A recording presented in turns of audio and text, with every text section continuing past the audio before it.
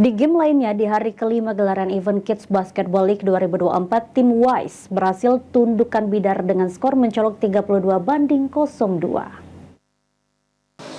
Ya pemirsa, sekarang kita sedang menyaksikan pertandingan kedua antara Wise versus Bidar. Lalu seperti apa pertandingannya? Mari kita saksikan bersama.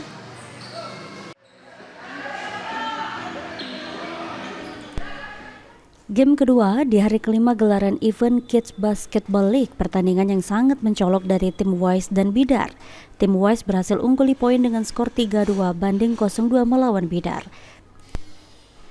Dalam laga ini, Wise terus melakukan strategi defense maupun offense ketat terhadap musuhnya, sehingga Wise cepat dalam mencetak poin dan pertahanan kuat dari Wise sangat menyulitkan mereka untuk mencetak poin.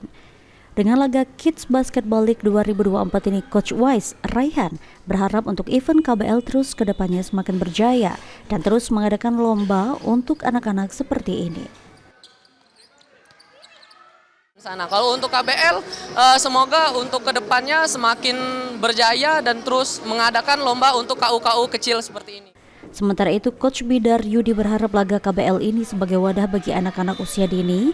Mereka bisa latihan bermotivasi di kejuaraan dan bisa melatih mental mereka sendiri. Untuk KBL ya, ini terus terang ini wadah bagi anak-anak ya. Karena mereka udah dari usia dini, kita bisa kasih untuk ya mereka bisa untuk latihan bermotivasi untuk di kejuaraan. Kids Basketball League 2024 ini merupakan kategori usia 11 tahun yang bertempat di Gor Canton Park Arena. Pertandingannya berlangsung di Gor Canton Park Arena.